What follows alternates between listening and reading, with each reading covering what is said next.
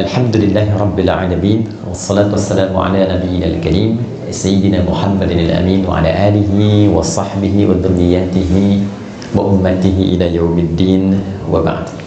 Fa ya ahbaballahi wa ahbab rasulih sallallahu alaihi wasallam, usi nafsi wa iyyakum bi taqwallahi faqad fazal muttaqun fala tamutunna illa wa antum muslimun. فقال تعالى يا أيها الذين آمنوا اتقوا الله حق تقاته ولا تموتن إلا وأنتم مسلمون. Yang kita hormati dan kita ucapkan terima kasih juga alunan doa mendalam untuk orang tua kita di Kedutaan Besar Republik Indonesia, pada Pak Dubes yang kali ini diwakili oleh Koordinator Fungsi Pensosbud Bapak Muhammad Al-Aula. Semoga dalam 3 bulan kedatangan di Jepang ini bersama keluarga hingga selanjutnya dijaga dan diberkahi oleh Allah Subhanahu wa Ta'ala.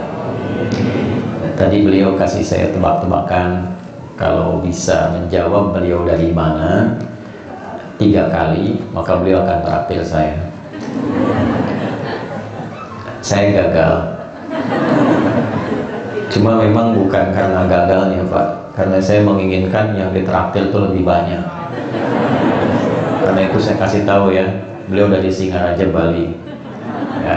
Nanti kalau tanya lagi, ada kesempatan kita semua ditraktir itu ya. Jadi fungsinya kan sosial, bukan individual. Saya tidak ingin saya secara individu yang ditraktir, tapi kita semua secara sosial yang ditraktir oleh beliau. Yang kita hormati, kita banggakan dari keluarga masyarakat Indonesia, khususnya di Jepang ini, saat ini diwakili oleh Ibu Ari. Ibu mudah-mudahan senantiasa disehatkan oleh Allah Subhanahu wa Ta'ala, dan teman-teman di KMI senantiasa konsisten dijaga dalam semangat-semangat yang baik seperti apa yang diharapkan tadi dalam sambutan oleh Pak Muhammad Al-Aula. Ibu Yeti dari UI juga Sanad, dan seluruhnya tanpa kecuali teman-teman panitia luar biasa. Tadi ada Ustadz Bahar yang mengaji, minta ekhonya dikit ditambah, karena memang itu fitrah Bahar. Bahar itu laut, laut itu ada gelombang, gelombang itu penuh dengan ekho. Jadi kalau ngajinya nggak bergelombang, itu bukan Bahar namanya. Bahar itu ada 16 nanti, dari Bahar Tawil, kemudian Madid, Rajas, dan turunan-turunannya. Teman-teman, sebetulnya saya sudah menyiapkan baju khusus, tapi ada 2 yang spesial bagi saya, dan itu membawa banyak kenangan, bahkan tentang tempat ini, Balai Indonesia, tentang street, juga tentang masjid yang ada di samping ini. Jadi 1 itu sudah melekat, dan 2 belum saya kenakan. Yang 1 itu, inilah yang saya pakai sekarang. Jadi saya ingin menunjukkan bahwa saya bukan sekedar ustadz yang datang diundang untuk ceramah, tapi saya juga bagian dari jamaah Masjid Indonesia Tokyo yang sama-sama dulu kita bangun, kita resmikan, dan kita jaga sampai sekarang.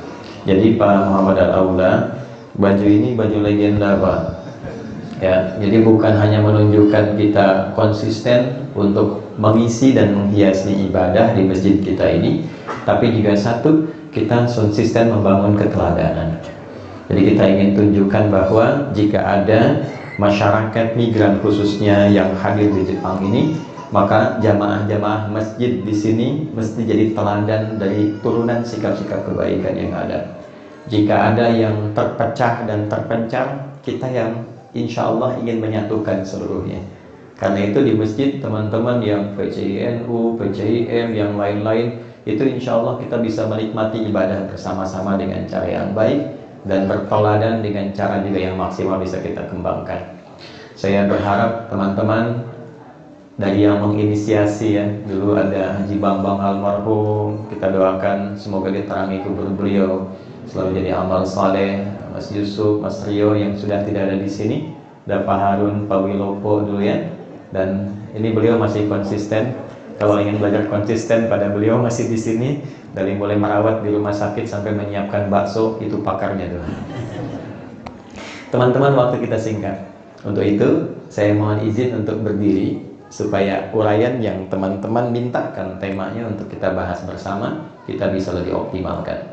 Maafkan saya kalau terlihat agak lebih tinggi dari semuanya, ini supaya lebih memudahkan eksplorasinya. Ada 5 tema yang Anda kemudian pilih sendiri untuk dibahas oleh kita bersama di kesempatan pagi ini, dan mengerucut tema itu pada persoalan takdir, ya, ridho terhadap takdir Allah Subhanahu wa Ta'ala. Sebetulnya nggak sampai semenit selesai bahasan ini, ya sudah, ridho saja. Setelah jawab, kan? Tapi saya ingin elaborasi dulu, ya, kita gali dulu secara mendalam. Takdir itu apa? Cara bekerjanya bagaimana? Kemudian cara menempatkan ridho terhadap takdir seperti apa?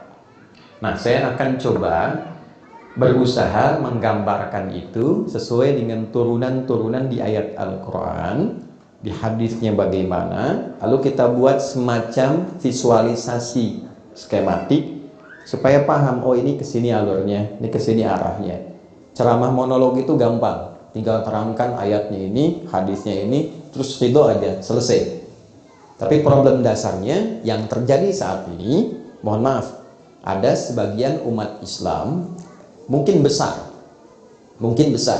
yang disinyalir oleh Al-Quran secara kualitatif, kualitasnya itu agak menurun, ya, kayak ilmu, al ilmu nurun, ya, ilmunya turun gitu, bukan jadi cahaya lagi. Nah, contohnya apa? Tidak sedikit di antara umat Islam yang bahkan dalam menunaikan ibadah ritualnya saja belum ke sosial, itu baru sekedar mengetahui cara, belum sampai pada memahami dan memaknai. Contoh besar begini, maaf ya, dari sekian orang yang sholat, ribuan kali ruku dan sujud, teman-teman bisa tanyakan pada diri sendiri, berapa persen dari bacaan dan gerakan sholat itu yang dipahami? Mengapa saat sholat tangannya begini? Kan? Mengapa yang diucapkan Allahu Akbar? Kenapa tangannya bersedekap begini? Apa pentingnya? Karena ternyata semua tuntunan ibadah dalam Islam, baik yang sifatnya ritual seperti sholat, ataupun ibadah sosial seperti zakat dan turunannya, ternyata itu seluruhnya memiliki makna. Bahkan dari namanya. Oke, saya tanya teman-teman misalnya, nanti kita akan sholat kan, di waktu siang nanti kan, sholat apa namanya? Zuhur. Padahal waktunya siang. Siang itu kan nahar. Kenapa nama sholatnya zuhur? Sore itu masa, bahasa Arabnya. Tapi nggak ada sholat masa. Yang ada asar. Kenapa namanya asar? Ya? Malam itu lail, tapi sholatnya isya. Itu ada maknanya teman-teman. Cukup kita dengan mengetahui 5 nama waktu sholat ini, kita bisa menata kegiatan kita, harian kita, secara tertib, terstruktur, dan punya nilai. Baik itu dalam konteks kehidupan dunia dan persiapan akhirat yang tercatat. Apalagi kemudian kalau kita sudah masuk kepada prakteknya. Sambil contoh begini, secara cepat dan singkat. Abdurrahman bin Auf, di antara sahabat Nabi SAW, dari berdiri saja begini, diajarkan oleh Nabi berdiri. Itu mempraktekkan makna berdiri, beliau terapkan, diimplementasikan dalam profesi beliau sebagai seorang pebisnis, pedagang. Itu kurun waktu hanya dalam 2 tahun bisa menjadi orang paling kaya dan sukses dalam dagangnya. Mempraktekkan berdiri saja. Ketika kami dianugerahi honoris causa di salah satu kampus di Indonesia, saya membuat riset, diuji oleh 15 profesor. Salah satu kaitan risetnya tentang capaian Abdurrahman bin Auf, transformasi kehidupannya yang belajar dari prinsip berdiri dalam sholat. Ternyata ketika dihitung, itu valuasi hartanya ketika Nabi meninggal, kemudian beliau melanjutkan kinerja bisnisnya, dan wafat, itu valuasi hartanya 14.000 triliun. Kalau dinilai sampai sekarang. Dari modal nol. Dari berdiri. Bayangkan ya, itu kan belum salam gitu. Baru berdiri. Ya. 40 sahabat Nabi, as-sabiqunal awwalun, lintas usia. Kenapa dipilih oleh Allah dari anak paling kecil seperti Ibnu Abbas, dari sejak dini kecil, sampai kemudian berkembang jadi pemuda seperti Ali bin Abi Thalib, sampai yang senior seperti Abu Bakar As-Siddiq. Itu ada di 40 orang pertama yang masuk Islam, termasuk di dalamnya ada yang perempuan-perempuan. Dimanapun mereka berpijak, seluruhnya sukses dan bahagia hidupnya, sesuai dengan pilihan hidupnya masing-masing. Dan yang diajarkan pertama kali itu sholat. Itu yang menjadi rahasia kenapa dari kecil anak-anak kita itu diajarkan sholatnya dulu. Ya, kenapa? Karena kalau dari kecil maksimal pengetahuan tentang sholatnya, maka dia akan lebih mudah menata dirinya dan mengukir masa depannya pada apa yang ia harapkan. Saya nggak tahu kalau di Jepang ya, kalau di Indonesia itu kelasnya advance, ya baru TK sudah manasik gitu. Padahal Nabi ngajarin sholat kan. Nah, dasar itulah yang menjadikan titik tolak bahasan kita. Saya menginginkan pelajaran keislaman itu pendekatannya tidak hanya dengan pengetahuan tentang cara, tapi tentang pemahaman mengapa kita diminta melakukan itu dan apa dampaknya serta pengaruhnya bagi kehidupan kita. Karena agama itu diturunkan bukan ingin memberikan doktrin supaya kita sengaja atau sekedar ibadah saja secara ritual, bukan. Tapi menjelaskan tentang pedoman berkehidupan kita sampai pulang. Nah, karena yang dipilih adalah tentang takdir, dari pendekatan itu kita akan coba bahas tentang pemahaman takdir baik dalam Al-Quran ataupun hadis-hadis Nabi Muhammad SAW. Saya ingin pastikan dulu supaya teman-teman bisa mengakses dengan lebih baik. Mohon maaf, posisi papan tulis ini memungkinkan untuk terlihat? Maksud saya strategis terlihat ya, tidak perlu dipindah ya. Baik, maaf, yang di belakang Ibu kelihatan nggak? Kelihatan ya? Baik. Ini belum saya tulis sudah kelihatan Pak. Ini imannya luar biasa nih. Aura Balai Indonesia ini memberikan pendekatan yang berbeda sehingga belum saya tulis sudah kelihatan. Oke. Kelihatan Bu? Awan tulisnya kelihatan. Oke. Ini saya tulis pakai hijau dulu ya. Takdir. Ya. Apa itu takdir? 5.000 ya. 10.000. Serius? 20.000? Itu baru 500. Ya, saya serius 20.000. Waktu habis. Ada pada. Ya, sekarang kita susun dulu ya, pelan-pelan supaya mengerti. Frame-nya kita turunkan dulu. Mudah-mudahan bisa diikuti dengan baik ya. Saya coba uraikan sepelan mungkin. Teman-teman gini. Ini maaf ya kalau saya agak dalam dulu secara teoritis supaya lebih mengerti arahnya kemana. Penerangan yang baik ini kebetulan ada pensosbud ya. Kan ada 3 faktor tuh. Ada ontologisnya kalau di filsafat tuh, ada epistemologinya, ada aksiologinya. Konsep dasarnya apa? Membuat konsep itu jadi pedoman bagaimana? Lalu aksi kita, action kita apa menjalankan pedoman itu? Al-Quran ketika diturunkan pertama kali kepada Nabi, itu statementnya, keterangan Allahnya bukan menurunkan sebagai kitab bacaan ya. Walaupun saat dibaca ada apanya? Pahalanya. Saat dibaca ada mu'jizatnya untuk membedakan bacaan firman Allah dengan bacaan dari karya makhluk, untuk menunjukkan Al-Quran bukan makhluk. Jadi beda, dari baca saja sudah beda. Anda baca Al-Quran itu 1 jam, 2 jam bisa tahan. Anda baca Al-Quran 10 menit bisa ngantuk. Oke? Nah, Al-Quran dibaca ada pahalanya sebagai bekal untuk kita pulang. Kedua, semakin banyak dibaca, semakin menenangkan kepada hati. Jadi kalau Anda sedang punya masalah, ambil wudhu, menghadap kiblat, buka mushaf. Dan dahsyatnya kadang yang kita buka seketika suratnya sesuai dengan apa yang kita rasakan. Jadi baru dibuka, baru dilihat sudah memberikan ketenangan. Itulah Al-Quran. Tapi fungsinya utamanya bukan itu. Fungsi utamanya Quran surah kedua Al-Baqarah ayat 185. Syahrul Ramadan alladzi unzila fihi al-Qur'an hudan linnas. Quran surah kedua ayat 185, Allah turunkan Al-Quran sebagai pedoman hidup, sebagai kurikulum kehidupan kita.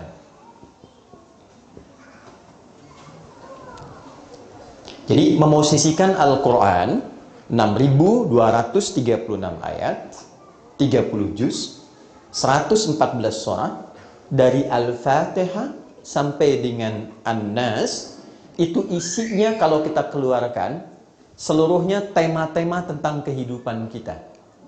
Dari mulai dikandung, terlahir, tumbuh dewasa, sampai memilih pilihan hidup apa yang ingin dijalani.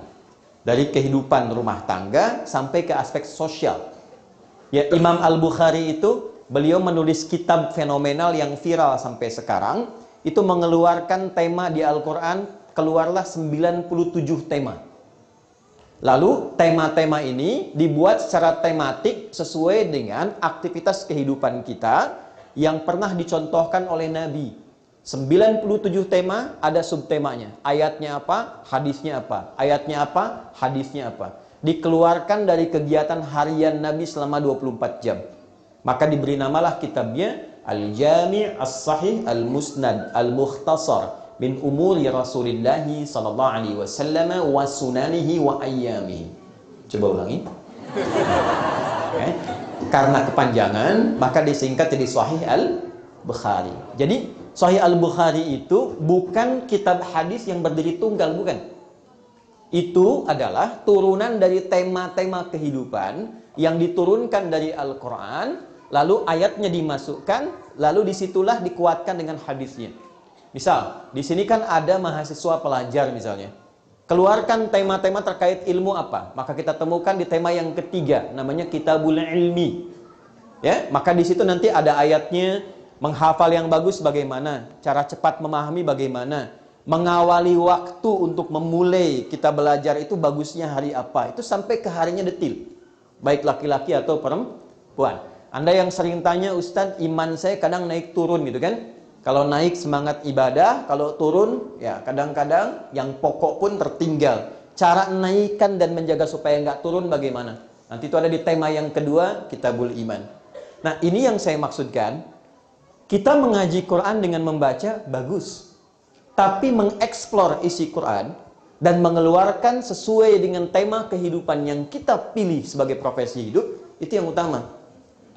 Makanya saya sarankan, teman-teman kalau bikin pengajian, jangan bahas yang tinggi-tinggi. Anda sekarang apa profesinya? Misal, di sini ada pebisnis, pengusaha, pedagang. Kumpul aja teman-teman. Bikin komunitas di dunia usaha, lalu keluarkan ayat-ayat Qur'annya, hadisnya apa, itu yang digali terus, dipelajari, sampai paham bagaimana mengamalkan petunjuk Islam dalam dunia usaha.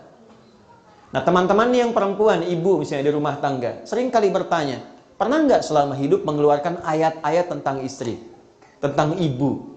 Itu lintas batas. Anda even mau tinggal di sini di Jepang, atau pindah kembali ke Indonesia, atau ke Arab, ya, tetap tuntunannya itu akan selalu senafas. Menjadi istri bagaimana, menjadi ibu bagaimana, jadi nenek bagaimana, dan turunan-turunan yang lainnya. Nah, seringkali sekarang didapati kajian itu terlampau tinggi, sehingga lupa untuk membahas apa yang kita pilih dalam hidup.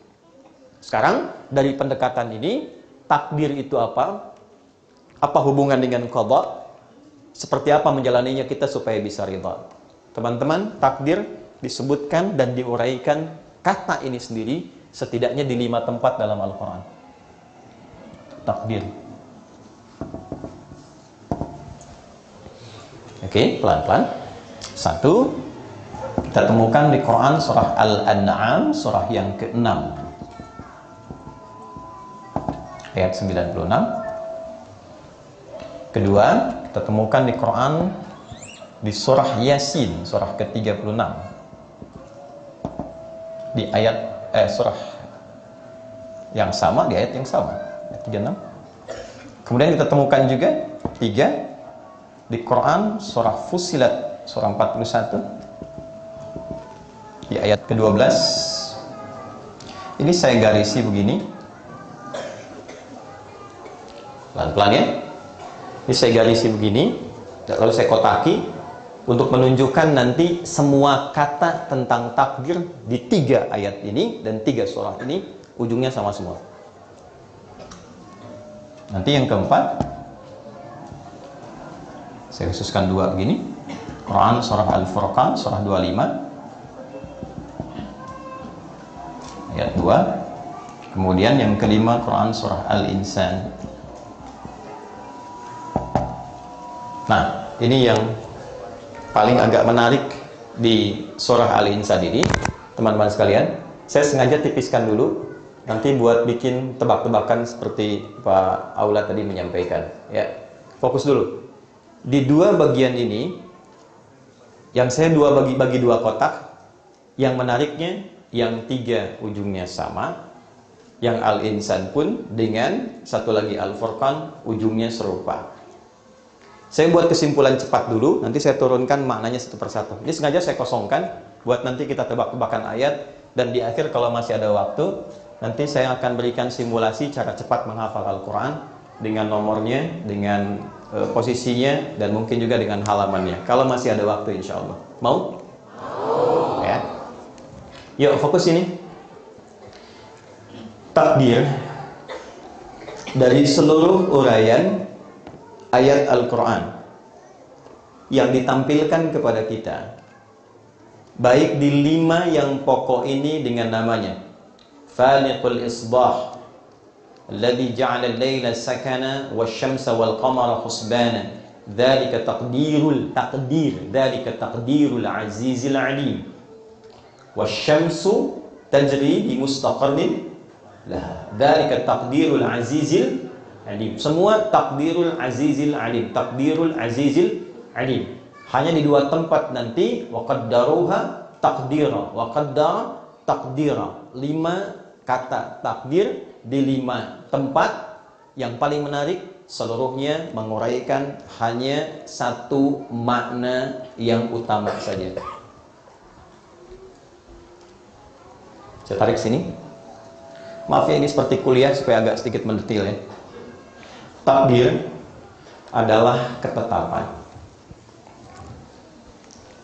yang disertai dengan ilmu Allah secara detil dan komprehensif tentang alur kehidupan di alam semesta serta sistem yang berjalan di dalamnya. Takdir adalah ketetapan Allah yang disertai dengan ilmu atau pengetahuan Allah yang komprehensif dan detil tentang alur kehidupan di semesta serta sistem yang menyertainya. Pelan-pelan ya. Secara singkat dari sini kita bisa memahami bahwa seluruh aspek kehidupan di semesta ini, baik terkait dengan kita manusia, alam tumbuhan, hewan, pergerakan seluruh tata surya yang berada di seluruh semesta ciptaan ini, pertama kita simpulkan seluruhnya tertata dan tersistem. Dulu satu. Jadi tidak ada kehidupan itu yang sifatnya tidak tertata. Semua kehidupan yang kita jalani dan seluruh makhluk yang menyertainya itu tertata dengan sistem. Satu. Kedua, di dalam tatanan sistem ini, ya, kalau kita misalnya manusia dari lahir sampai dengan berkehidupan, sampai meninggal lagi, sampai bekerjanya apa, beraktivitasnya ada, tataannya sudah ada sistem kehidupannya. Jadi misal, kalau Anda memilih mengerjakan A secara sistem, ini konsekuensinya akan apa? Kalau memilih mengerjakan B secara sistem, konsekuensinya akan apa? Nah, dalam perjalanan tataan sistem itu, melekat di dalamnya pengetahuan sempurna dari Allah. Allah Maha tahu dari sebelum sistem ini dibuat saat ini berjalan sampai ini berakhir, seluruhnya kembali kepada Allah Subhanahu wa taala. Dalam konteks tertatanya sistem ini disertai oleh ilmunya Allah, pengetahuan Allah. Nah, berjalannya sistem kehidupan dan penyertaan ilmu Allah di dalamnya, itu yang disebut dengan takdir. Bisa dipahami nggak? Kalau saya ada di sini sekarang di hadapan Anda, bagian dari takdir bukan? Takdir. Oke. Allah tahu nggak? Tahu. Dari sebelum datang sampai sekarang datang, sampai pulang, sampai saya berakhir kehidupan, Allah tahu. Secara singkat itulah apa namanya? Takdir. Anda ada di sini takdir bukan? Jelas sampai sini? Oke, 1. 2, takdir sifatnya dibagi 2 bagian. Ini yang saya ingin dasarnya saya pahamkan dulu sebentar ya. Takdir sifatnya dibagi berapa? 2 bagian. Turunkan dulu ya.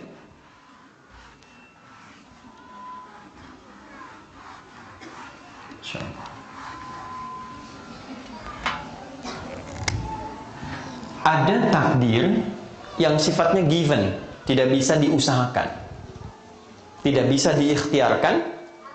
Namanya takdir mubram, dituliskan secara sempurna, pemberian dari Allah dengan hikmah tertentu. Namanya mubram, given, diberikan sebagai anugerah dengan hikmah tertentu. Kita nggak bisa milih, nggak ada pilihan.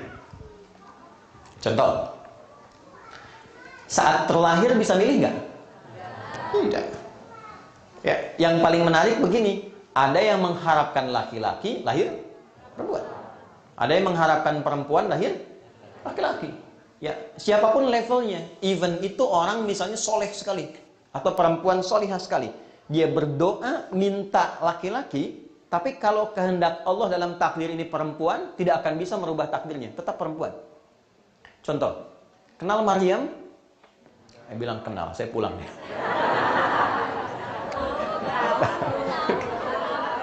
Tapi ini agak lumayan lah. Saya di Pekanbaru, sebelum kesini ceramah, saya tanya, kenal Firaun? Kenal. Saya agak khawatir waktu itu. Misal, Quran surah ketiga Ali Imran, ayat ke-35 sampai 36.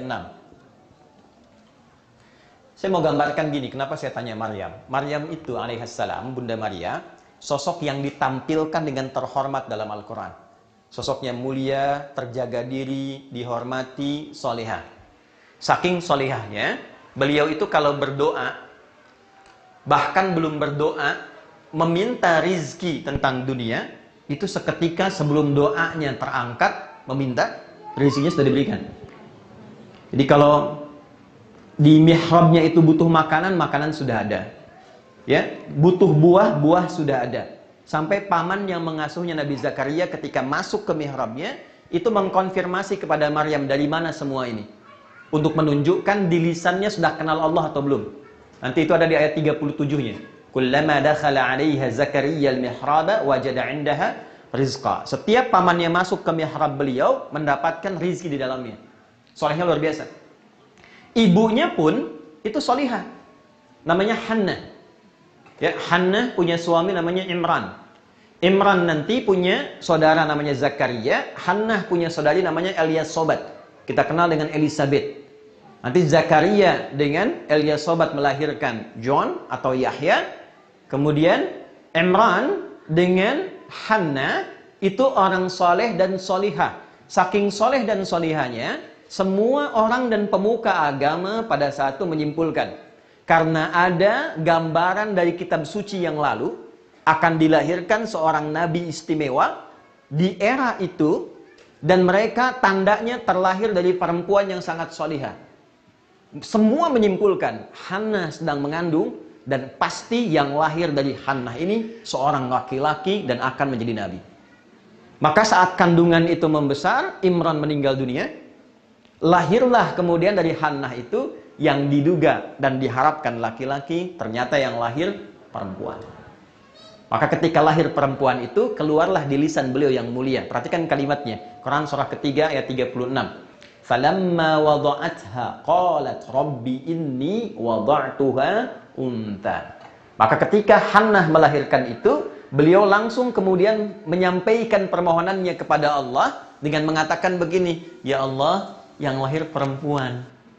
Padahal doa saya, harapan saya yang lahir laki-laki, sehingga bisa menjadi nabi yang dengan itu diharapkan menata lingkungan masyarakat di era itu. Maka apa jawab Allah? Perhatikan kalimatnya, ayat 36. Wallahu a'lamu bima wada'at wa laysa dzakaru kal unta. Allah Maha mengetahui. Ini yang saya katakan tadi. Nih, ilmu Allah. Tolong catat dan tandai ini ya. Karena nanti ini akan menjadi contoh kepada takdir-takdir yang lain. Karena kita melihat dari sudut pandang A yang terbatas, Allah menilai secara menyeluruh berdasarkan pengalaman dan nanti tahapan-tahapan hidup kita. Wallahu a'lamu bima wada'at. Allah Maha mengetahui terhadap siapa yang dilahirkan itu perempuan.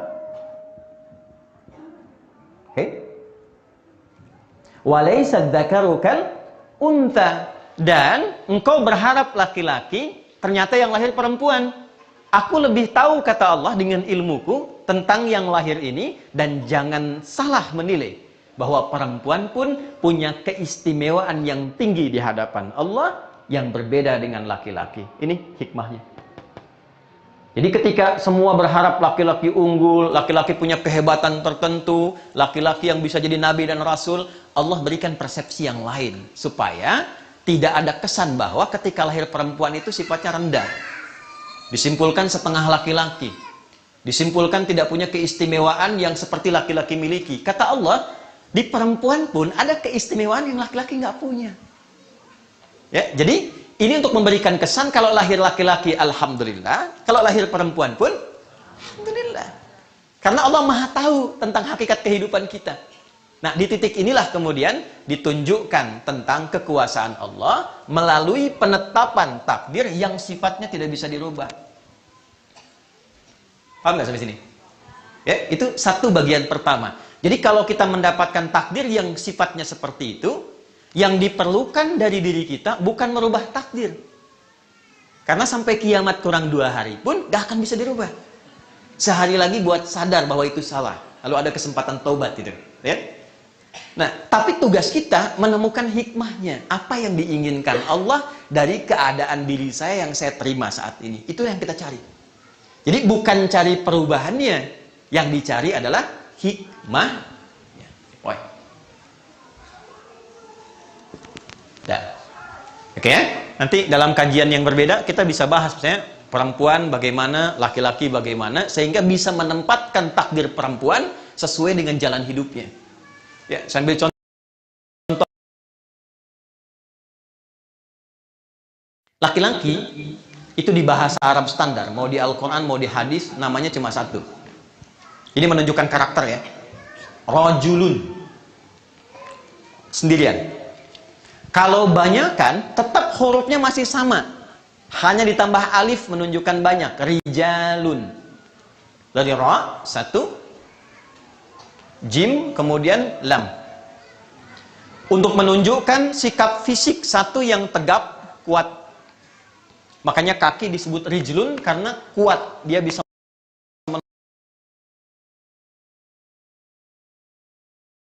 melambai. Nah, itu kehilangan kelaki-lakiannya gitu. Ya. Tegap, berwibawa, kokoh. Nah, itu sifatnya rajulun. Maka ketika Anda dicipta, saya dicipta sebagai laki-laki, ada fungsi fisikal yang membedakan dengan perempuan. Kekuatan ada di sini, perlindungan ada di sini, ketegasan ada di sini. Dari suaranya sudah punya aura perlindungan. Dan disiapkan namanya pun beda. Nggak bisa Anda siang, kalau malam Nia misalnya. Nggak bisa. Ya.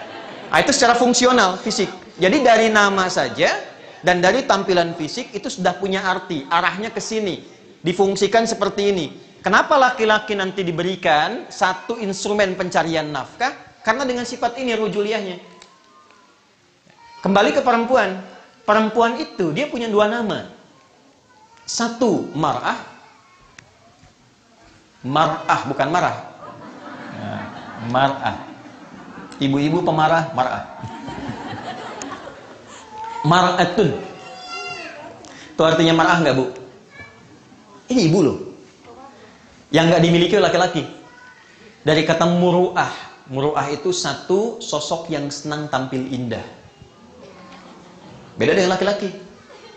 Ya, kita keluar baju sedikit ya lecek begini kan, kita santai saja kan. Perempuan tidak, bisa di stop kita sebentar, rapikan dulu ya kan, pengajian dandan dulu, kadang-kadang pakai seragam ya kan, kadang nanya sama suami gitu kan, ayah bagus mana ya, yang merah atau yang biru? Anda bilang biru ya, oh, kayaknya merah deh ya. Dia nanya tapi udah punya jawaban. Begitu dipakai putih. Nah, itulah perempuan tuh. Nah. Kedua, senang tampil terhormat. Ya, jadi kalau disampaikan apa-apa selalu ingin menjaga gitu, image dan sebagainya. Yang ketiga, ini yang paling penting. Sampai orang Arab bikin peribahasa di sini. Ya, mar'ah itu seakar dengan kata muru'ah, juga punya padanan mir'ah untuk menunjukkan sifat perasa yang begitu dalam. Sifat rasa. Seperti cermin. Ya, nanti saya tunjukkan. Itu sebabnya nanti kenapa perempuan senang bercermin. Di rumah dia bercermin. Ya, turun di mobil tadi sempat ngaca lagi kan? Ya kan? Lihat ngaca di sini, cek lagi. Itu perempuan. Laki-laki nggak punya. Kita standar ya. Tapi lihat kalimatnya. Al-mar'atu kal-mir'ati. Hurufnya sama, cuma beda harokat. Pindahkan ke kasrah. Tahu cermin kan Bu ya? Kalau saya lempar cermin itu sampai pecah, bisa nggak disambung lagi? Bisa. Tapi dia tidak memantulkan bayangan yang sempurna. Anda mesti ingat, kalau nanti setelah menikah, kalau perempuan terlukai, dia mudah memaafkan, tapi sulit melupakan apa yang dia alami.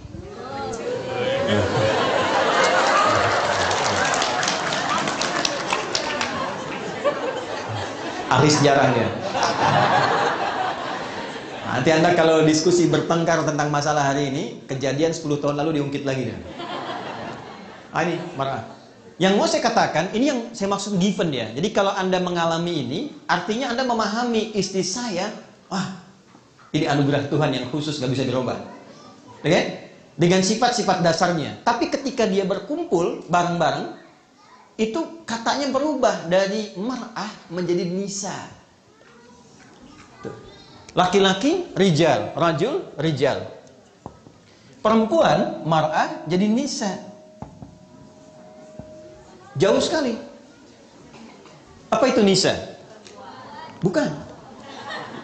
Jangan maksa. Udah salah maksa nih. Boleh ibu saya dikasih akses dikit. Ada tempat untuk duduk. Itu ada ibunda saya datang belakang. Ayo masuk mas.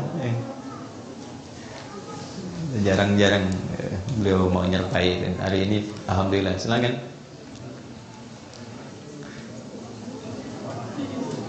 Gak apa-apa. Kalau nggak ada nggak apa-apa. Di tempat kasih bangku aja.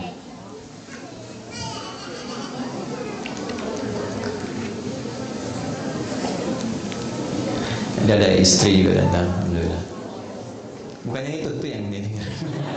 Yang masuk.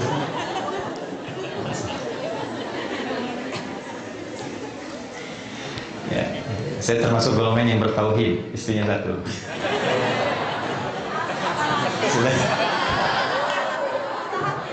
Sudah, ke sini. Bun ada yang patah hati. Lanjut sini, lihat sini. Dari mar'ah jadi nisa. Nisa itu bukan perempuan. Bukan wanita. Nisa itu perempuan. Gak pakai O. Perempuan. Kenapa bentuknya dijamakkan dan berubah jadi nisa? Akarnya seakar dengan kata nasa. Nasa itu artinya yang mudah mengungkapkan apa yang dirasakan. Di perempuan itu, sependiam apapun, kalau bertemu dengan kawannya bisa cerita. Dan kadang yang diceritakan itu yang seharusnya tidak diungkapkan. Gitu. Judulnya pengajian, apa kabar jeng? Baik, sehat, sehat. Anak-anak gimana? Ceria. Suami gimana? Disitulah masalahnya. Sekarang bisa bikin status tuh. Nggak ada orang sudah bisa nulis. Nah ini saya mau tunjukkan karakter-karakter ini itu bawaan saat takdir ditetapkan. Anda laki-laki, Anda perempuan, itu nggak bisa dirubah. Kalau dirubah, maslahat hidup yang akan dilalui ke depan itu jadi tidak terdapatkan. Kan kita sepakat, Allah Maha Tahu, Allah Maha Kuasa, dengan ilmunya menata semua kehidupan di semesta ini. Jadi saat memilih kita laki-laki, Anda perempuan, artinya itu yang paling maslahat, yang paling sesuai, yang paling baik, yang paling bisa dilalui dalam hidup ini sampai pulang menghadap Allah. Nah, pada takdir yang semacam ini, yang tidak bisa dirubah termasuk dengan doa, Anda kalau nggak percaya silahkan. Doa di masjid paling mustajab di muka bumi ini, Masjidil Haram. Doa 24 jam, minta sama Allah, Anda, ya Allah ganti saya jadi perempuan. Nggak akan pernah terjadi. Karena masuknya apa? Masuk kategori takdir mubrom, yang diberikan sesuai dengan maslahat hamba saat dicipta. Pada yang seperti ini, memaksa untuk merubahnya, hukumnya haram. Ini tidak, ini anti perubahan. Quran surah keempat, ayat 117 sampai dengan 119. Ya, saya sebutkan cepat saja, ya.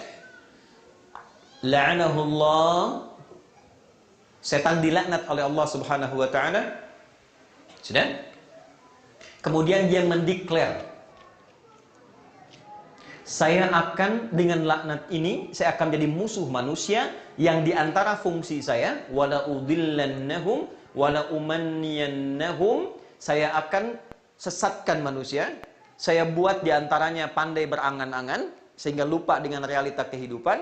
Perhatikan, fala yughayyirunna khalqallah. Yang ketiga, dengan angan-angan dan fantasi itu, saya masukkan dalam relung kolbunya, diantaranya untuk merubah fitrah penciptaannya.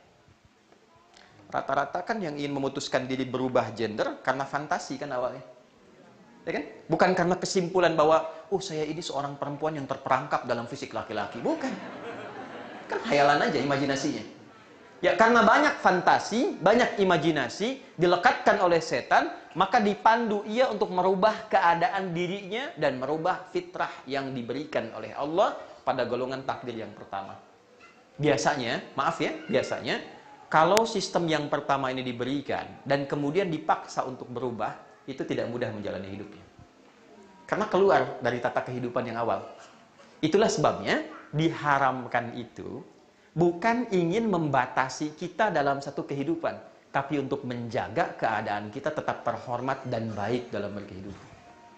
Haram itu seakar dengan kata hurmat. Hormat itu dari bahasa Arab.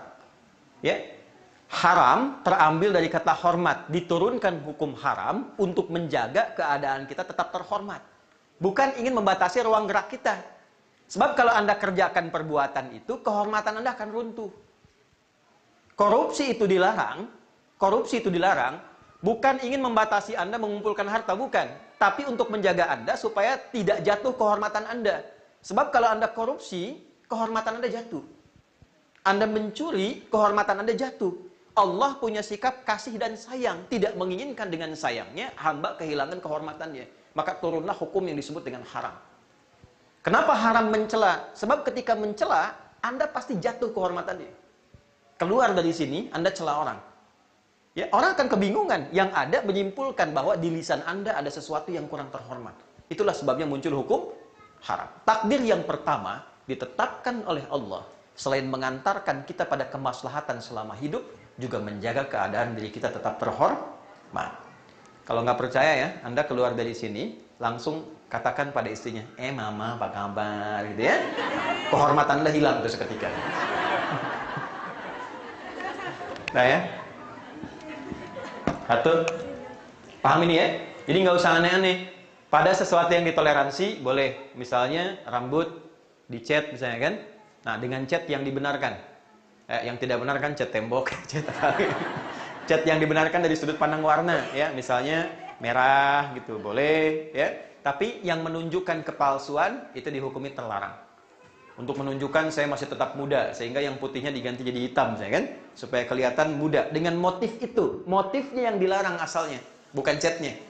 Motifnya yang dilarang. Tapi kalau Anda ingin cat untuk menunjukkan sesuatu yang lebih baik, misalnya menunjukkan semangat tanpa menutupi asal fitrah, itu masih boleh dibenarkan. Jelas sampai sini? Baik, jadi tampilan-tampilan yang ada tugasnya mengeksplor, bukan merubah keadaan dirinya. Saya nggak tahu sampai saat ini Anda sudah mengeksplor itu atau belum. Misal, ini kan tadi saya katakan, pernah nggak mengeluarkan ayat-ayat tentang perempuan, tentang laki-laki? Ya, fungsi mata apa, fungsi telinga apa? Telinga pada laki-laki sifatnya bagaimana? Lisan pada perempuan sifatnya bagaimana? Kaki pada laki-laki sifatnya bagaimana?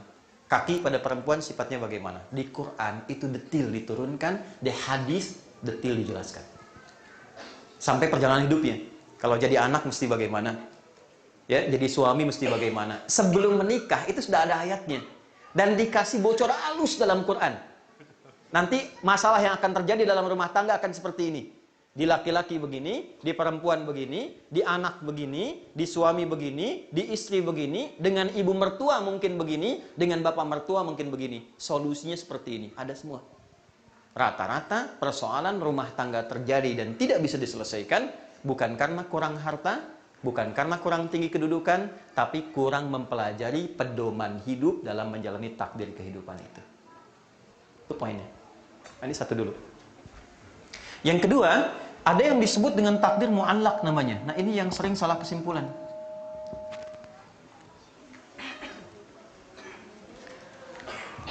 Takdir mu'allaq itu mu'allaq.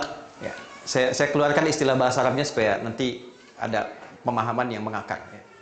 Takdir mu'allaq itu adalah sistem kehidupan yang telah ditetapkan oleh Allah, dibuat.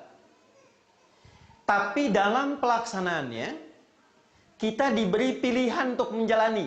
Diikat dengan pilihan. Ya. Mu'allaq itu yang terikat. Ya. Mu'allaq itu yang terikat. Takdir yang Allah susun dalam sistem kehidupan, tapi diikat dengan pilihan, dikembalikan kepada hamba untuk memilihnya. Jelas ini? Saya beri contoh.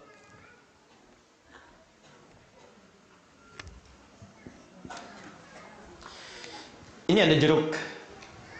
Oke? Tempatnya di sini. Jeruk makhluk Allah bukan? Makhluk Allah ya, yang tercipta tumbuhan kan? Baik. Allah tahu nggak jeruk ini ada di sini? Tahu. Sebelum jeruk ini pun berbuah, dari mulai benih, pohon, sampai ada di sini Allah tahu. Sudah? Oke. Masuk takdir nggak? Masuk. Lalu dihadapkan pada saya di sini. Ya, takdir ini bukan yang mutlak untuk saya, bukan. Tapi diberikan pilihan pada saya mau makan atau tidak. Jelas? Ya, diberikan pilihan. Kalau mau makan silahkan, kalau tidak pun silahkan. Kalau makan konsekuensinya akan begini, kalau tidak dimakan konsekuensinya akan begitu. Ini ada air di sini. Dari mulai belum ada sampai di sini. Allah Maha tahu itu. Ya, dan Allah Maha tahu apakah saya akan minum atau tidak. Allah Maha tahu sampai detilnya. Lalu diterangkan konsekuensinya. Kalau diminum nanti hausnya bisa hilang. Oke? Kalau tidak diminum, bertahan dengan keadaan saat ini. Diberikan pilihan kepada saya untuk menjalaninya. Nah, semua bentuk takdir yang menata kehidupan dengan pilihan kita ada di dalamnya. Dan diberikan pengetahuan tentang konsekuensi dari pilihan itu. Kalau engkau kerjakan begini, ini hasilnya. Kalau engkau lakukan begini, ini nanti konsekuensinya. Ini yang diperintahkan, ini yang dilarang. Misal, Allah perintahkan ya, mohon maaf, katakan yang baik-baik.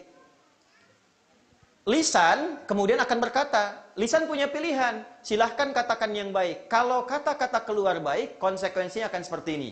Orang senang mendengarnya. Orang tapi nanti lisan ini juga punya ikhtiar, punya pilihan. Dia bisa berkata yang buruk.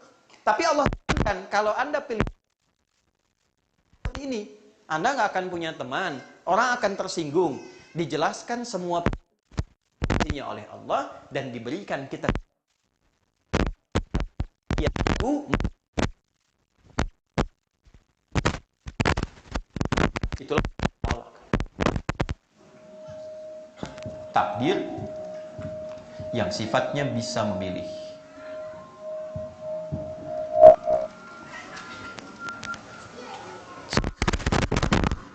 Saya informasikan saja ya kepada semuanya, kita ini belum mulai, kita masih mukadimah. Ingat itu. Sampai jam berapa kita? Ya, saya mau antarkan dulu supaya kita paham. Nanti yang mana yang bahas itu yang kita urai. Ini bisa dipahami? Baik. Kalau terhadap apa, maka kita mesti paham takdir itu apa. Kalau ingin katakan seri pertama, maka Anda menjadi laki-laki ridha. Anda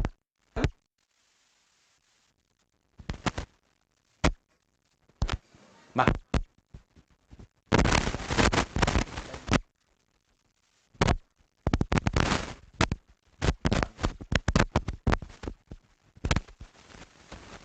kita sebagai laki-laki istimewanya apa saja?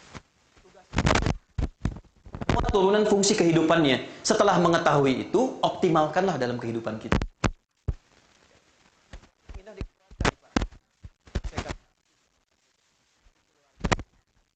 Semua yang terlahir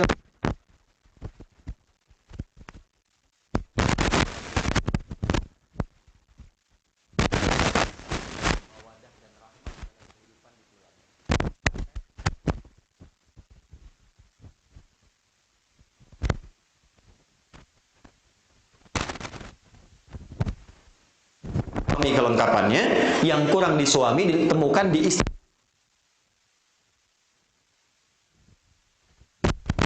Nanti yang menyempurnakan siapa? Ya, bisa milih. Jadi begitu ingin laki-laki keluar perempuan, karena tahap yang pertama menyempurnakan sifat di keduanya itu nanti disatukan.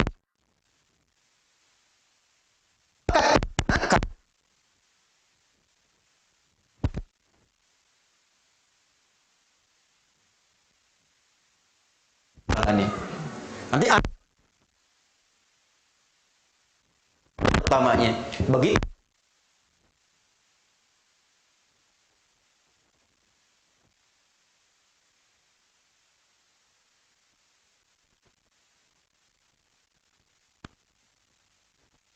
takdir yang pertama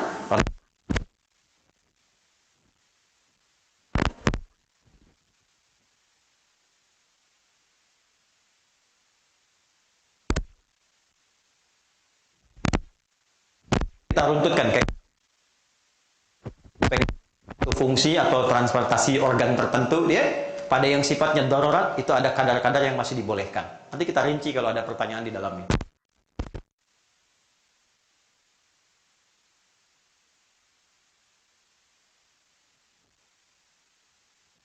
Manipulatif itu masih dibolehkan. Tapi mohon maaf ya, ini saya kasih satu rahasia besar.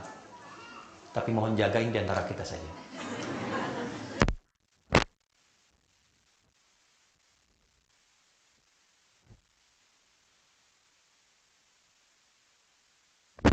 Tindakan terjadi di masa-masa lalu dan lebih dahsyat sifatnya.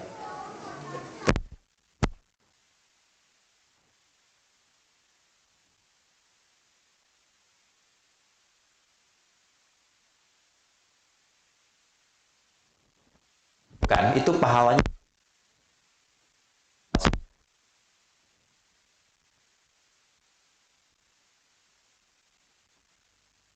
tindakan kita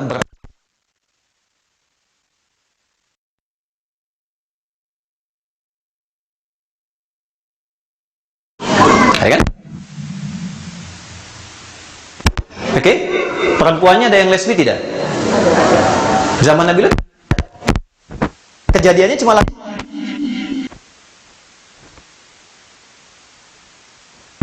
yang laki-laki penyuka sejenis ada, yang perempuan ada, bahkan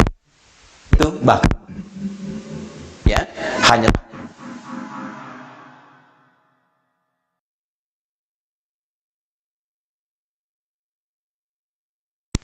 Ambil contoh.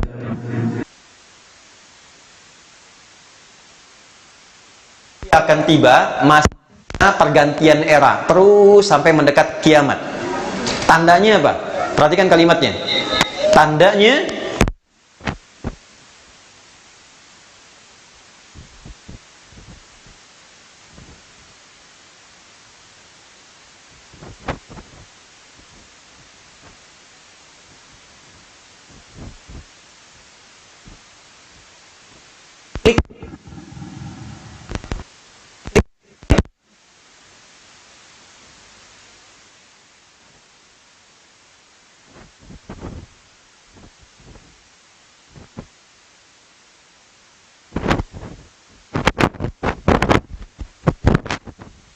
ubah eranya menjadi digital.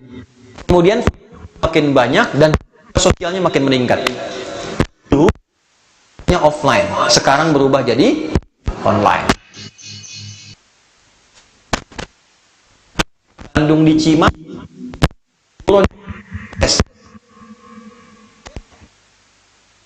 terjadi hidup sampai sekarang ramai. Nah, saya menerangkan garam. Sekarang video saya dengan gambar saya dengan suara frekuensinya mirip suara saya menerangkan tentang garam rupiah plus harganya.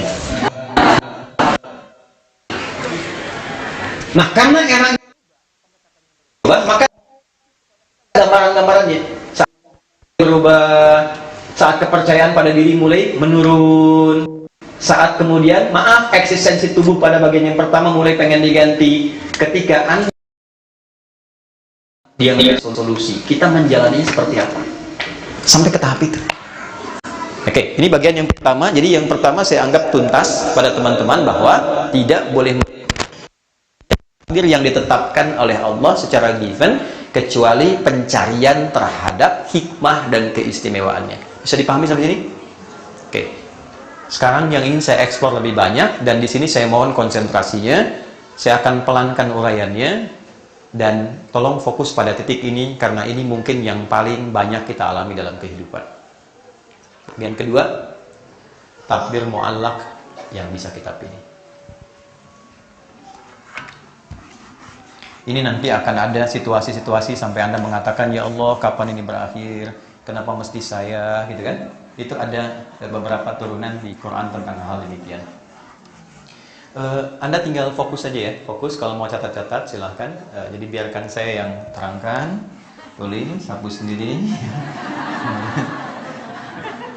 Hapuskan saja.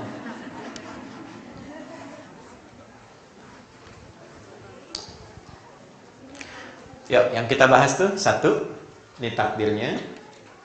Saya tuliskan takdir pilihan saja ya. Takdir pilihan. Mu'allaq. Pilihan ini saya turunkan lagi yang viral dengan kita sebut dengan istilah ikhtiar. Ayo beri ikhtiar dong, ayo beri ikhtiar dong, kan? Pelan-pelan ya? Oke. Pelan-pelan. Baik, izinkan saya memulai dengan sedikit menyusun dengan lebih tertib lagi. Teman-teman, dalam menjalani kehidupan sampai dengan detik kita berada di sini, kita diberikan ruang yang luas oleh Allah untuk memilih apapun yang kita ingin pilih. Silakan. Sepanjang kita bisa simpulkan bahwa itu baik dan positif untuk kita. Seluruh pilihan itu Allah berikan hukumnya dan Allah terangkan konsekuensinya. Kalau Anda memilih seperti ini, konsekuensinya akan begini. Kalau Anda memilih yang seperti ini, konsekuensinya akan seperti ini. Jika Anda belum mengetahui konsekuensinya, maka dipandu oleh Allah dengan apa yang sering kita sebut dengan doa namanya. Di tengah-tengahnya, dalam pilihan ini, sertai dengan doa. Ini kita temukan di antaranya di Quran surah ke. Ya, langsung sebutkan surahnya saja supaya mudah diketahui. Surah Al-A'la. Sudah? Di ayat 1 sampai 3. Sabbihisma rabbikal Ada. Alladzi khalaqa. Nah, khalaqa fasawa itu yang takdir mubram. Yang telah menciptakan kita dan menyempurnakan kita. Jadi ini sudah sempurna, nggak usah dirubah-rubah lagi. Setelah itu, walladzi qaddara fahada. Lalu menuntun kita lewat takdir yang kedua yang bisa kita pilih, fahada, dan memberi petunjuk kepada kita bagaimana cara memilih jalan yang benar dalam hidup. Sudah? Pertanyaan pertama, kenapa diberi pilihan? Gak langsung saja Allah tetapkan. Kamu begini, kamu kerjakan ini, ya? Kalau sifatnya demikian, Allah tetapkan langsung tanpa kita memilih, maka akan hampa kehidupan di muka bumi ini. Tidak akan ada inovasi, nggak akan ada kreasi, dan tidak ada hikmah penciptaan kita di muka bumi ini yang sifatnya untuk membangun. Nggak ada kamera nih untuk merekam, baju-baju nggak akan berwarna. Ya, kenapa? Karena semuanya sudah by design, Allah saja yang tetapkan. Jadi kita tidak akan merasakan kenikmatan berkehidupan dalam apa yang kita jalani sampai dengan detik ini. Karena begitu saja monoton, sudah begitu ya begitu, nggak ada pilihan. Nah, untuk itu, itulah hikmahnya kenapa malaikat tidak ditugaskan menjadi khalifah di bumi. Malaikat tugasnya khusus, karena semua yang terkait dengan malaikat itu hanya satu tugas saja yang Allah berikan. Atas kehendak Allah begitu, dia nggak bisa milih. Contoh, ada malaikat yang dicipta itu untuk tasbih saja. Subhanallah, subhanallah, subhanallah. Dia nggak bisa hamdalah. Hamdalah dong. Subhanallah, subhanallah. Itu aja. Ya. Nanti kita insya Allah kalau kembali pulang pada Allah dan diperkenalkan, kita akan lihat. Jadi nanti ada yang kerjanya di aras-aras saja, yang sujud-sujud, nggak bangun-bangun, sujud, dicipta untuk sujud saja, dan dia nggak bisa mengerjakan yang lain. Ya, malaikat maut yang kita kenal Israel, tugasnya nyabutin nyawa aja. Walaupun dia jengkel pada objek yang dicabut, dia nggak bisa tukar. Ya, Fir'aun Fir'aunnya tuh, ya, boleh bikin status tuh. Fir'aunnya ngaku Tuhan, hobinya bunuh orang, yang nyabut tetap malaikat maut, malaikat Israel. Dia nggak bisa katakan pada Jibril, saya sebel banget sama orang ini, kamu aja yang cabut. Nggak bisa. Ya, itu ada secara konseptual di Quran surah 66 ayat ke-6. La ya'sunallaha ma amarahum wa yaf'aluna ma yu'marun. Malaikat tidak punya bakat maksiat dan hanya mengerjakan tugas tupoksinya satu tanpa kreativitas. Nggak ada maksiat. Pernah dengar malaikat Jibril korupsi ayat saya? Ya, tupoksinya satu itu. Karena itu malaikat kinerjanya monoton karena di situ aja. Kalau dia turun ke bumi nggak akan ada kreativitas. Balai Indonesia jangan harap bisa ada ini. Yang ada nanti malaikat di pojok Shizuoka cuma zikir aja. Ya, di Saitama tasbih aja. Ya nanti begini-begini aja hidupnya, tidak ada kreativitas. Itulah malaikat. Ya, tapi malaikat tidak punya bakat maksiat, sempurna sebagai hamba karena keinginan Allah pada makhluk ini hanya satu tugas, selesai. Ya. Manusia beda. Manusia dalam hidupnya sejak tercipta diberikan bakat pilihan yang terinstal dalam penciptaannya, sudah ada dalam jiwanya. Itu di Quran surah 91 Asy-Syams ayat 7 sampai 10. Wa nafsin wa ma sawwaha fa'alhamaha fujuraha wa taqwaha. Di sini di instalan hati atau jiwanya itu sudah ada jiwa takwa, sudah ada fujur. Milik. Jadi instalasi diri kita ketika mulai terbentuk jadi manusia, ya, mohon maaf, itu memang sudah berikhtiar untuk menjalani sebagai persiapan menjalani pada takdir yang kedua. Hikmah adanya takdir pilihan itu untuk satu, memberikan kesempatan pada hamba supaya memiliki inovasi dan kreativitas dalam membangun bumi ini. Dan satu. Oke. Yang kedua, diberikannya sifat pilihan ini untuk mengoptimalkan dan mengaktifasi potensi akal secara sempurna. Ya, sebab manusia disebut manusia itu dengan 3 unsur dalam dirinya. Mesti hati-hati ya. Dan ini yang perlu kita optimalisasi. Ini saya mohon maaf, saya agak lompat-lompat sedikit supaya mengingatkan. Ini manusia. ada fisiknya, should have a body, ini. Kedua ada akalnya. Ketiga ada rohnya, spiritnya. Ini disebut manusia. Hilang satu ini, maka hilang kemanusiaannya. Ya. Fisiknya tidak ada. Oke? Ini gentayangan. Enggak akal dengan roh saja. Hilang akalnya, hewan. Oke? Hilang akalnya jadi hewan. Makanya hewan kan nggak punya pilihan. Hewan bebas saja, karena nggak punya akal. Ya? Nggak bisa dia memilih dan nggak bisa dia punya etika, punya norma. Ya, beo bisa bicara, tapi dia nggak bisa katakan, permisi Pak, boleh nggak buang kotoran di sini? Nggak bisa. Ya, ketika dia ingin buang, dia buang. Ketika ingin berkicau, dia berkicau. Nggak punya ikhtiar, seadanya saja. Hilang rohnya, meninggal. Dan tiga-tiganya mesti dirawat. Fisik dirawat dengan makanan yang menyehatkan, akal dirawat dengan pengetahuan yang kita gali dan optimalkan, roh dilawat dengan memberikan nilai-nilai spiritual. Kita sholat itu untuk merawat roh. Kalau tidak ada gelisah, lelah, tertekan, makanya sabar dan sebagainya di sini tempatnya. Kalau nggak ada sabar ini cepat sekali mengakhiri kehidupan. Karena nggak ada penopangnya dari dalam. Nah, inilah beruntungnya kita dalam Islam, semua menunya diajarkan oleh Allah. Kalau mau makan bagaimana supaya sehat, kalau mau belajar bagaimana supaya kuat, dan supaya rohnya bisa diisi dan dirawat dengan baik, agar sempurna fungsi-fungsi ini secara baik.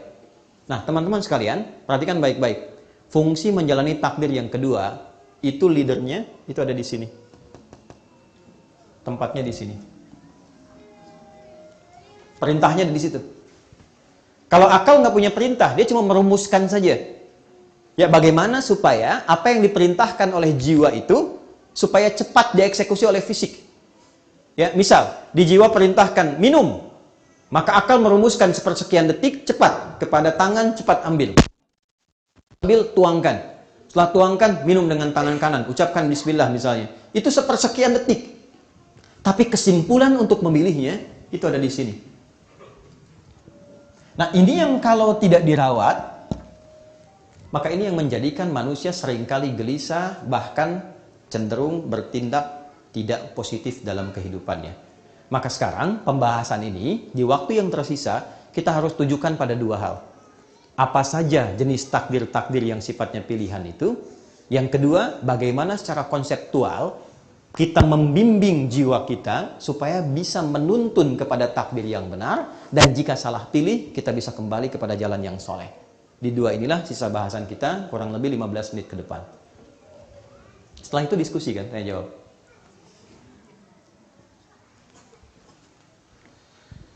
Oke. Satu, Bapak Ibu sekalian, tentang di luar yang sifatnya pemberian, itu seluruhnya pilihan. Yang bisa kita pilih. Tapi ingat, di dalam pilihan itu ada penjelasan juga tentang konsekuensinya. Contoh, profesi.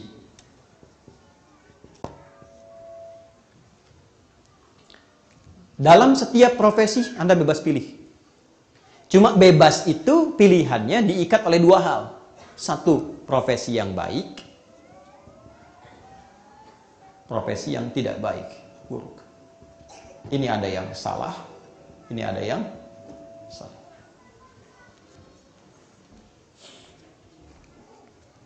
Berdagang boleh nggak? Boleh. Masuk pada yang mana? Baik. Profesi yang baik untuk mendapatkan harta. Mencuri boleh nggak?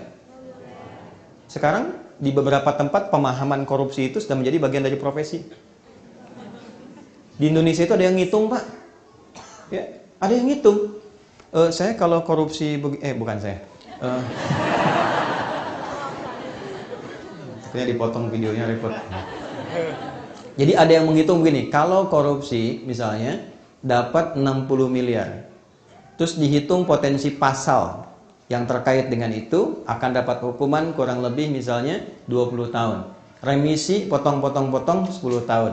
Fasilitas tempat yang dituju misalnya fasilitas A, di situ akan ini biaya sekian. Yang keluar dari 60 ini kurang lebih 30 miliar. Maka dia akan simpulkan masih untung 30 miliar. Nah, bayangkan, masih untung. Sampai sini bisa kebaca nggak? Ya kan? Jadi ada pilihan yang baik bisa kita pilih, ada yang buruk. Tapi Allah jelaskan konsekuensinya. Kalau Anda memilih yang baik, Maka, nih, yang pertama yang terjadi pada Anda akan seperti ini. Dijelaskan dulu oleh Allah, rezeki itu begini. Asal Anda bekerja, maka rezeki akan diberikan.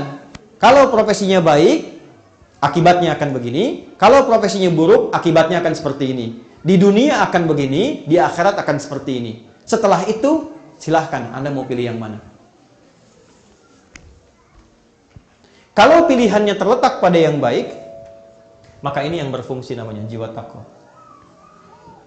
Takwa disebutkan dalam Al-Quran yang terkait dengan takdir pilihan sebanyak 115 kali. Awas hati-hati ya, ini jarang dibahas. Kalau ada dorongan yang buruk dalam hati kita, itu sumbernya dari sini, fujur. Ya, lewat kepada nafas, keluar jadi buruk, su. Nafas ketemu su, disingkat jadi nafsu. Dari sini muncul istilah nafsu. Quran surah 12 ayat 53. Ini disebutkan sebanyak 115 kali kata nafsu terkait dengan pilihan. Yang mensupport kita pada kebaikan, itu ada malaikat yang tugasnya mengarahkan kita. Kerjakan ini, kerjakan ini. Malaikat disebutkan 88 kali dalam Al-Quran. Saat yang sama, ada provokator. Dia memprovok kita supaya meninggalkan yang baik menuju pada yang buruk. Itu disebut dengan setan. Setan disebutkan 88 kali dalam Al-Quran. Jadi baru bangun tidur saja, kita sudah dihadapkan pada pilihan. Silahkan. Mau berwudu, mau sholat, mau buka WA, mau update status, mau minum, mau cuci tangan, mau ke toilet, semua sudah ada pilihan. Tinggal pastikan ketika akan memilih, kita tahu satu, panduan untuk memilih. Yang kedua, konsekuensi pilihan itu. Dan yang ketiga, doa-doa khusus yang mempercepat kita sampai pada takdir yang kita pilih. Juga memohon kepada Allah, ini yang terakhir, bagian keempatnya, untuk diberikan kelapangan dalam menerima setiap keputusan yang Allah berikan kepada kita dari pilihan itu. Yang keempat itulah yang disebut dengan tawakal.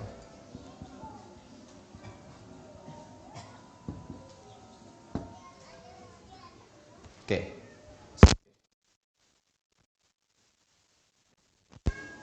Kira-kira kalau kita praktekkan, saya memilih ke Jepang, tidak di Indonesia misalnya. Itu kan pilihan. Anda kan bisa pilih untuk pulang kan? Tapi kenapa Anda memilih untuk tinggal di sini? Nah, secara konseptual itu ditanya balik oleh Al-Quran. Pertanyaan pertamanya, apa yang menjadikan Anda termotivasi untuk tinggal di sini? Sehingga memilih tinggal di sini dibandingkan dengan di Indonesia misalnya.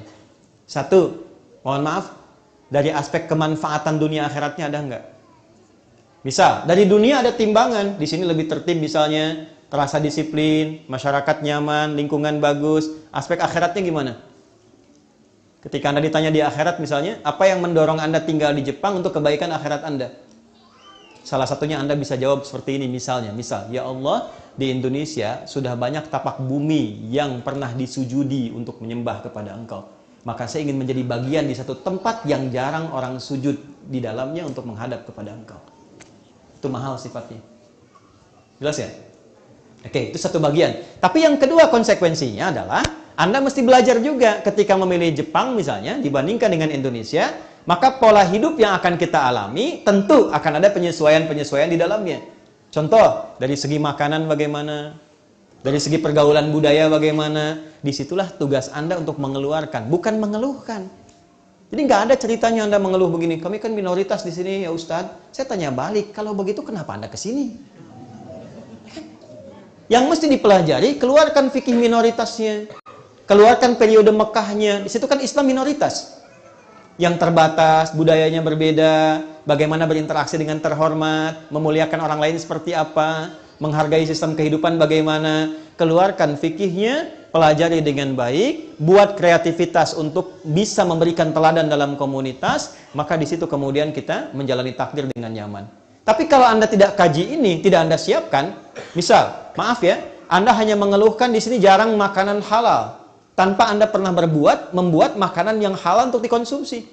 143.000 orang, masa nggak ada yang bisa bikin bakso?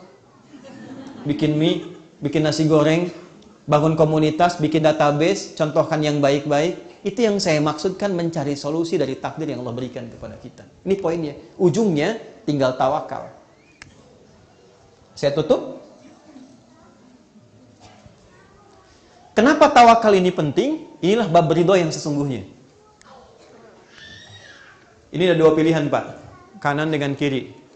Ya, perhatikan baik-baik. Dua-duanya baik. Punya fungsi yang baik. Saya memilih spidol misalnya. Tapi ternyata Allah mengantarkan kita pada mic. Kira-kira yang paling bagus tuh pilihan Allah, pilihan kita. Yakin? Yakin nggak? Yakin. Ya. Sekarang kita bilang yakin, tapi ketika menghadapi realitanya banyak keluhan. Oke? Ini ada mic, ini ada spidol. Dua-duanya baik. Anda mau ke Bandung, Anda mau ke puncak, ada ke Cipularang. Pengennya ke puncak, dibikin macet puncaknya, tiba-tiba lewat Cipularang. Allah menginginkan Anda lewat jalan yang satu, bukan jalan yang lain.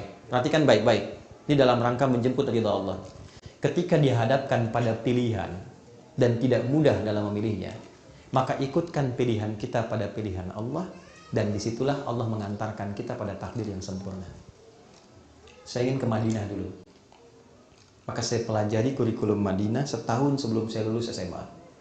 Saya ikut daurah peserta termuda. Sudah khatam kurikulumnya, sudah tahu buku-bukunya.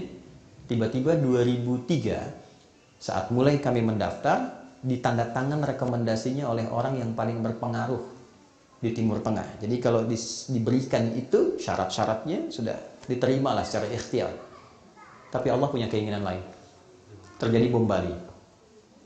Ya, dan saya berdoa berharap tidak boleh terjadi lagi yang seperti ini ya. Kalau ada aliran-aliran keras yang tidak jelas, jauhi. Itu bukan dari Islam. Nabi pernah mengatakan akan tiba satu masa, di hari kiamat mereka dihisab, orang-orang yang hidup di masa ini, ternyata amalnya habis. Karena ternyata dia sholat tapi juga senang mencela. Akan tiba masa orang sholat senang mencela. Ya'ti syatama hadza wa qadhafa hadza, senang saling menuduh. Ya, berkelahi. Puncaknya sapa kadama hadza. Ada kajian-kajian yang sangat ekstrim mengatasnamakan Islam. Bukan nilai Islam, tapi mengatasnamakan Islam. Di dalamnya sampai mengajak pada pertumpahan darah. Nabi sudah warning jauh-jauh hari. Itu bukan dari Islam. Ya, tanpa batasan yang benar. Tiba-tiba tembak A, bom B, bom C, mengatasnamakan nama Allah di dalamnya, Allahu Akbar. Mesti hati-hati. Kalau ada yang seperti itu tinggalkan. Karena Nabi sudah dari awal mendeklarasikan itu bukan dari nilai-nilai Islam. Artinya ada yang datang membuat frame seakan-akan Islam terlibat di dalamnya. Ya? Dulu waktu terjadi bom di Jalan Tamrin itu, saya di Lampung tuh ditanya tuh, Ustaz, apakah bom di Jalan Tamrin itu termasuk jihad fisabilillah? Saya bilang, Mas, sependek pengetahuan saya, jihad fisabilillah itu jihad di jalan Allah, bukan di Jalan Tamrin.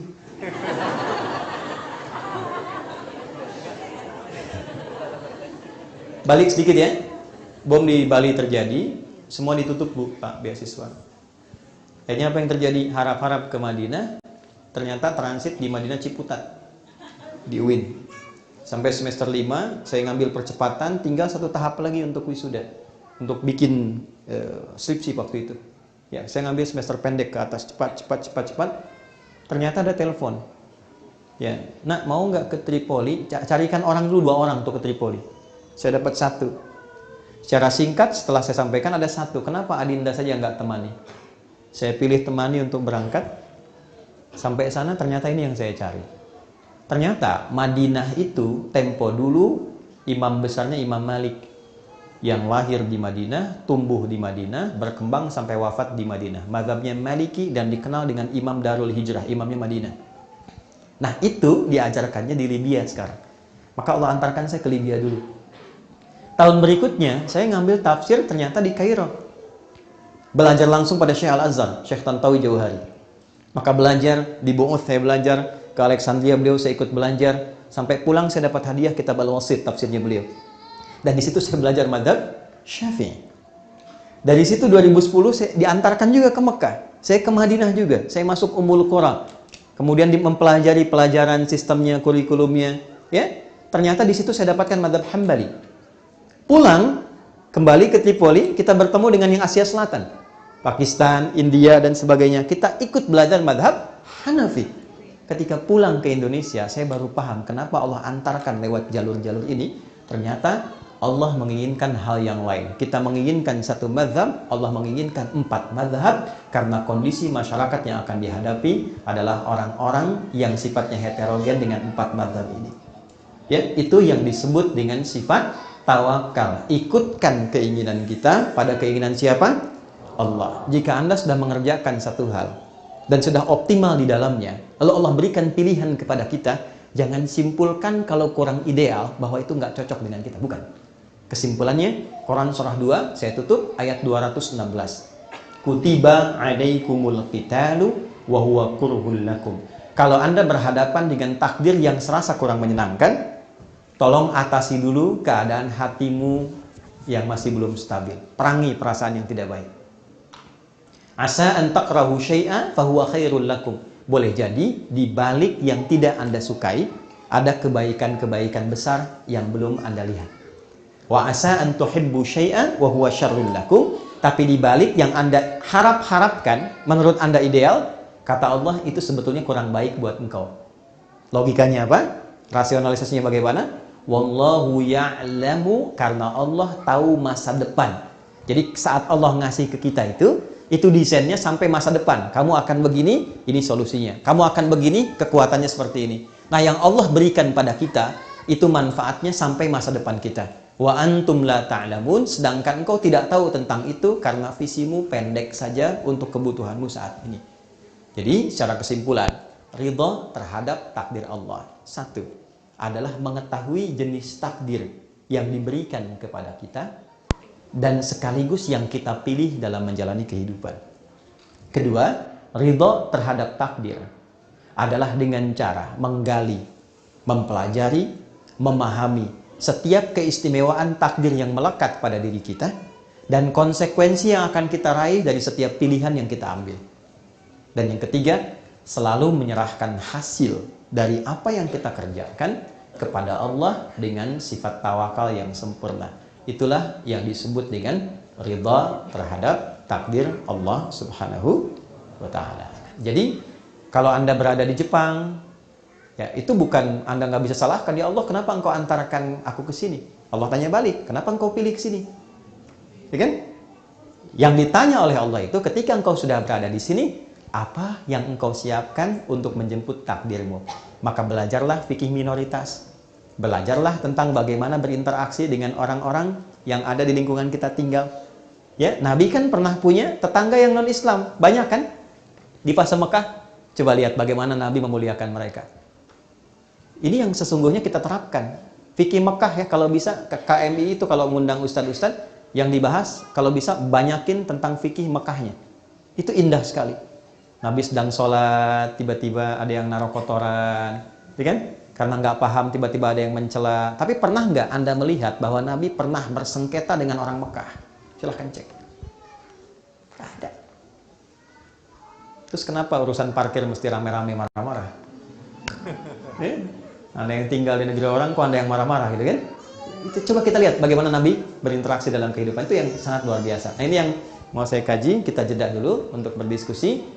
Silahkan detailnya disampaikan. Ada bagian penting yang belum saya urai, yaitu tentang doa dan takdir. Apakah takdir itu langsung Allah kasih, atau karena Anda berdoa baru dikasih? Ya? Jadi kalau Anda sedang punya masalah, sebetulnya itu bagian dari doa Anda, atau memang Allah yang kasih untuk kita atasi. Sementara saya cukupkan dulu untuk kita jeda diskusi. Mohon maaf kalau saya agak sedikit lompat-lompat karena waktu yang sangat terbatas. Jadi nanti kita runtutkan lagi dalam sesi diskusi kita saat ini. Subhanakallahumma rabbana bihamdika asyhadu an la ilaha illa anta astaghfiruka wa atubu ilaik. Ada ruang mungkin sekitar setengah jam untuk kita diskusikan. Assalamualaikum warahmatullahi wabarakatuh.